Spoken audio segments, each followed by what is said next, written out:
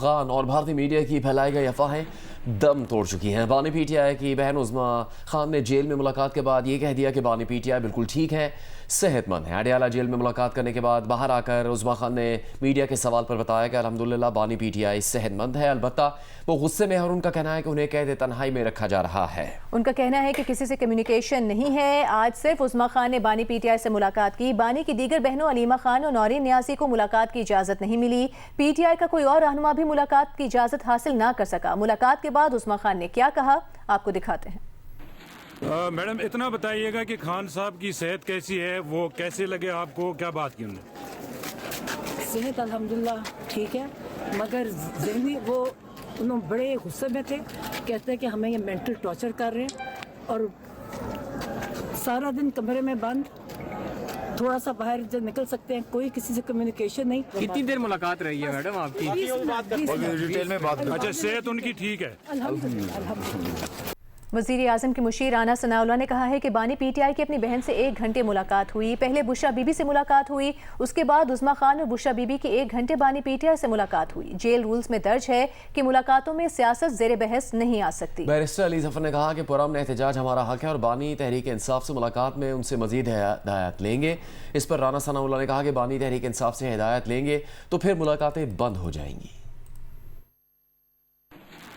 آنے والے دنوں میں باقی ملاقاتیں بھی ہو جائیں گی۔ ان ملاقاتوں میں جو چیز رکاوٹ بنی وہ یہی تھی کہ اس سے پہلے عمران خان صاحب ان ملاقاتوں کے ذریعے سے ہی اپنا ٹویٹر اکاؤنٹ بھی چلاتے رہے، اپنی پارٹی کو ایڈوائز ڈائریکشن دیتے رہے۔ اس جو لنک ہے اس کو پھر جو ہے وہ جیل رولز بھی اس کی اجازت نہیں دیتے، قانون اس بات کو۔ کون سا جیل رول؟ جیل رولز 265، اس میں بڑی صراحت سے یہ درج ہے کہ کوئی پولیٹیکل ایکٹیویٹی یا پولیٹکس جو ہے وہ ان ملاقاتوں میں ڈسکس نہیں ہو سکتی۔ 1 گھنٹہ پورا جو ہے وہ پہلے عمران خان صاحب اور بشرا بیگم صاحبہ کی ملاقات تھی، تو اس کے بعد عظمیٰ، اچھا پہلے بشرا بیگم کی ملاقات تھی اور اس کے بعد پھر عظمیٰ خان صاحبہ جو ہے، یہ تینوں تقریباً 1 گھنٹے سے زیادہ ٹائم جو ہے وہ یہ بیٹھے رہے ہیں، گپ شپ لگاتے رہے ہیں، ملاقات ہوئی ہے۔ اچھا، اللہ تعالیٰ کا شکر ہے کہ خان صاحب کی صحت ٹھیک ہے۔ یہ بڑا ایک ٹینشن تھی اور پریشانی تھی، لیکن اس کے ساتھ ساتھ ایک اور چیز جو سامنے آئی ہے جس کا ہمیں اندیشہ تھا، اور وہ یہ ہے کہ ان کو قید تنہائی میں رکھا جا رہا ہے جی۔ اور قید تنہائی جو ہے آپ کو پتہ ہے کسی بھی قانون، آئین، ہیومن رائٹس، بنیادی حقوق، انسانی حقوق ہر ایک کے خلاف ہے۔ یہ ایک ذہنی اذیت ملتی ہے۔ احتجاج کا طریقہ کار بھی ہمیں پتہ ہے، ہمیں یہ بھی پتہ ہے تحریک کس طرح چلانی ہے۔ پرامن تحریک ہے اور ہمارا حق ہے جب ہماری خان صاحب سے ملاقات ہوگی تو ان سے مزید ہدایات لیں گے۔ ملاقات بند کروانے والی باتیں کر، وہ کہہ رہے ہیں اگر آپ ہدایات لیں گے تو ملاقات بند ہو جائے گی۔ بانی پی ٹی آئی سے ان کی بہن عظمیٰ خان کی ملاقات پچھلے 4 ہفتوں میں بانی سے کسی کی بھی پہلی ملاقات تھی۔ آج پی ٹی آئی نے اعلان کیا تھا کہ وہ بانی پی ٹی آئی سے ملاقاتوں پر پابندی کے خلاف احتجاج کے لیے خیبر پختونخوا سے اسلام آباد آئیں گے۔ پی ٹی آئی کے کارکنوں نے شام کے وقت سوابی انٹرچینج پر احتجاج کیا، ٹائر جلا کر موٹر وے پر ٹریفک معطل کر دی۔ گاڑیوں کی طویل قطاریں لگنے سے مسافروں کو شدید مشکلات کا سامنا بھی کرنا پڑا۔ عظمیٰ خان کی بانی پی ٹی آئی سے ملاقات کے بعد پی ٹی آئی نے یہ احتجاج ختم کر دیا، موٹر وے پر ٹریفک بحال ہو گئی۔ پارلیمنٹ نے اقلیتوں کے حقوق کے قومی کمیشن کے قیام کا بل اکثریت سے منظور کر لیا۔ نائب وزیر اعظم اسحاق ڈار کا جراثیمی اور زہریلی ہتھیاروں کی تیاری، پیداوار اور انہیں تلف کرنے کا بل بھی منظور کر لیا گیا۔ مشترکہ اجلاس کے دوران ماحول کشیدہ رہا۔ اپوزیشن ارکان نے شدید نعرے بازی کی، اسپیکر ڈائس کے سامنے احتجاج کیا۔ بل کی منظوری کے دوران حکومتی رکن عبدالقادر پٹیل سمیت بعض ارکان ایوان سے باہر چلے گئے۔ اعزاز سید کی رپورٹ دیکھیے۔ پارلیمنٹ کے مشترکہ اجلاس میں اقلیتوں کے حقوق کے کمیشن کے قیام کی قرارداد پیش کی گئی۔ اجلاس شروع ہوتے ہی اپوزیشن نے نعرے بازی شروع کر دی اور شدید احتجاج کیا۔ ماحول ہنگامہ آرائی کا شکار رہا اور اسپیکر اور وزیر قانون کو شور شرابے کے باعث ہیڈ فون پہن کر کارروائی چلانا پڑی۔ وزیر قانون اعظم نذیر تارڑ نے واضح کیا کہ قرآن و سنت کے خلاف کوئی قانون سازی ممکن نہیں۔ بڑے ادب سے یہ بات کرنا چاہوں گا کہ یہ اقلیتوں کے حقوق کا بل ہے۔ میں ہاتھ جوڑ کے آپ سے گزارش کرتا ہوں کہ قیدی نمبر 804 کو کچھ نہیں ہوگا۔ یہ فرق ایشو ہے، یہ فرق ایشو ہے، یہ آپ کی اقلیتوں کا ایشو ہے۔ آپ کے ملک میں बसने वाली अक़लियतों का इशू है। मौलाना फजल रहमान ने कहा कि ऐसे कानून ना लाए जाएं जिनके गलत इस्तेमाल का खदशा हो। चेयरमैन पीटीआई बैरिस्टर गौहर ने कहा कि कोई भी कानून इस्लाम की मुनाफी नहीं होना चाहिए। कामरान मुर्तजा की जानिब से शिक 35 को निकालने का मुतालबा किया गया, जिस पर हुकूमत को कोई एतराज नहीं। JUIF के रहनुमा कामरान मुर्तजा ने कहा कि वो कभी ये तासुर नहीं देना चाहते कि वो अक़लीतों के खिलाफ हैं, क्योंकि अक़लीतें भी बराबर के शहरी हैं। नायब वज़ीर आज़म और वज़ीर ख़ारजा इसहाक डार ने भी कहा कि हम इस्लाम के खिलाफ कोई कानून साजी नहीं कर सकते और रसूल के लिए हम और हमारी औलादें कुर्बान। बिल की मंजूरी का अमल शुरू हुआ तो पीपल्स पार्टी ने हिमायत की, ताहम इसकी जमात के अब्दुल कादर पटेल और बाज़ हुकूमती अराकीन वोटिंग के वक्त खामोशी से ऐवान से चले गए। ANP के एमल वली खान ने भी करारदाद की मुखालफत की। बिल की हिमायत में 160 जबकि मुखालफत में 79 वोट पड़े। Ejaz Syed, Geo News, Islamabad. Air chief marshal Zaheer Ahmed Babar Sidhu का कहना है पाक फ़ज़ाइया ने भारतीय जारहियत का मुंह तोड़ जवाब दिया। जब पाकिस्तान की खुद मुख्तारी पर हमला किया गया तो दुश्मन के जदीद तरीन तैयारे मार गिराए। राफाल तैयारों की सलाहियत पाक फ़ज़ाइया के सामने सिफर साबित हुई। रिसालपुर में ग्रेजुएशन परेड की तकरीब से खिताब में एयर चीफ ने कहा कि मार्का हक में फतह तीनों मुसल्लह अफवाज की हम आहंगी और फील्ड मार्शल आसिम मुनीर की क़यादत का नतीजा है। The people of Pakistan and its armed forces defeated the enemy with far greater numerical might. On the fateful night between 6th and 7th May, when Pakistan's sovereignty was challenged by the aggressor, PF upheld the legacy of fighting outnumbered and shot down the enemy's most modern and capable aircraft, including multiple Rafale jets, Su-30 MKI, Mirage 2000, MiG-29, unmanned aerial system with multiple solid evidence and electronic signatures. Islamabad में पार्लिमानी reporters association के अहदेदारान की तकरीब हलफ बर्दारी हुई। तकरीब से खिताब में speaker कौमी असम्बली अयाज सादिक ने कहा कि प्रेस गैलरी के दरवाजे हमारे दौर में बंद नहीं हुए, जिन्होंने बंद कराए उन्होंने गैर मुनासिब काम किया था, हम आपको अपना हिस्सा समझते हैं। वज़ीर इत्तलात अता तारड़ ने कहा कि PRA के साथ किए गए वादे पूरे करेंगे। बतौर वज़ीर इत्तलात सहाफ़ियों को जवाबदेह हैं। पंजाब हुकूमत ने गैर कानूनी माइनिंग रोकने के लिए माइंस एंड मिनरल्स फोर्स कायम करने का फैसला कर लिया है। पंजाब असम्बली की स्टैंडिंग कमेटी ने Punjab mines and minerals bill 2025 की मंजूरी दे दी। फोर्स के क़याम का मकसद माइंस एंड मिनरल्स सेक्टर में शफाफ और जदीद निज़ाम का क़याम है। नए कानून में लाइसेंसिंग, निगरानी और माइनिंग ऑपरेशंस के सख्त कवायद शामिल किए गए। बिल के मुताबिक माइनिंग लाइसेंस होल्डर्स के लिए समाजी और माहौलियाती असरात की रिपोर्ट लाजमी होगी। खिलाफ वर्जी पर जुर्माने, लाइसेंस की मुअत्तली और मनसूखी के इख्तियारात में इजाफा किया गया है।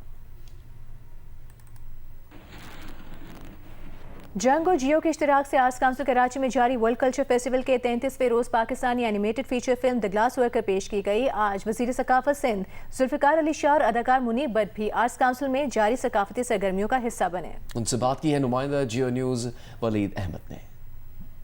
आलमी सकाफती मेले की यही खूबसूरती है कि कोई फनकार, डांसर, म्यूजिशियंस हो या ना हो, हर शख्स इस फेस्टिवल में पार्टिसिपेट कर रहा है और बढ़ चढ़कर हिस्सा ले रहा है। इस वक्त हम ऑडिटोरियम 1 के सामने मौजूद हैं। अदाकार मुनीब भट्ट हैं, वज़ीर सकाफत सिंध जुल्फ़िकार शाह यहाँ पर मौजूद हैं और इसी तरह जो आर्टिस्ट, डांसर्स, पेंटर हैं सभी यहाँ मौजूद हैं। जो आपकी नज़र से आप एक सॉफ्ट में इमेज दिखा रहे हैं पाकिस्तान का, और ये देखें ना कितना कलरफुल है।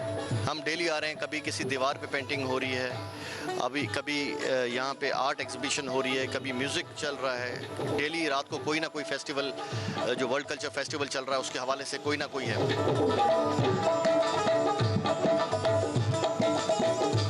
सिंध का जो कल्चर है वो इतना रिच है, सिंध की सकाफत में इतना कुछ है कि मतलब आप जितना इसको एक्सप्लोर करेंगे वो उतना ही कम है।